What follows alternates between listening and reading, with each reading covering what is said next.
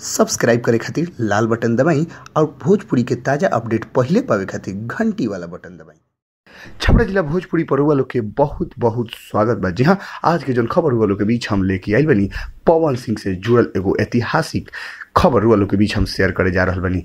खबर के शीर्षक बा पवन सिंह ने चुकाया कर्ज। जी हाँ, पवन सिंह जब कर्ज के बात आई तो कैसन कर्ज चुकावे के बाद इतना अमीर आदमी के पास कैसन कर्ज हो सकत है रुआ लोग समझ सकत नहीं। लेकिन ये बात उनकर फिल्म से जुड़ल तबादला के से रिलेटेड न्यूज रोलों के बीच हम बतावे जा रहा बनी। रोलों के पता हो कि चाहिए कि पवन सिंह एक दिन शूट रखाई रहे मुंबई के कोनो स्टूडियो में। जी हाँ, स्टूडियो में 60 गो कोरस डांसर के साथ शूट के काम चलत रहे, जौन में पप्पू खन्ना डांस डायरेक्टर वाला रलन कोनो गाना के लेके। लेकिन पवन सिंह उस दिन सेट पर ना पहुंच पैले। जी हाँ, पवन सिंह जब सेट पर ना पहुंच पैले तो सारा डायरेक्टर प्रोड्यूसर लोग परेशान हो गए। उस दिन के सारा कई गई पानी फिर गई। लेकिन अगला दिन जब शूट के डेट रहे तब पवन सिंह समय से 1 घंटा पहले पहुंच गए और पिछला दिन के जितना भी खर्च आई रहे प्रोड्यूसर डायरेक्टर के उस सारा खर्च अपना तरफ से ब्यौरा लेके आ खर्च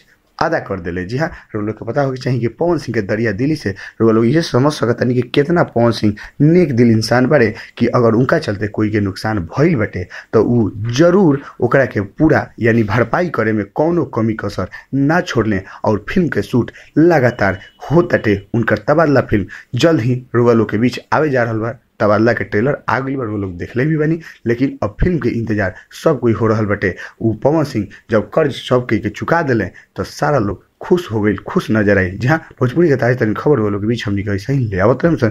बस लाल वाला बटन दबा के सब्सक्राइब करी और घंटी वाला बटन दबा के सबसे तेज अपडेट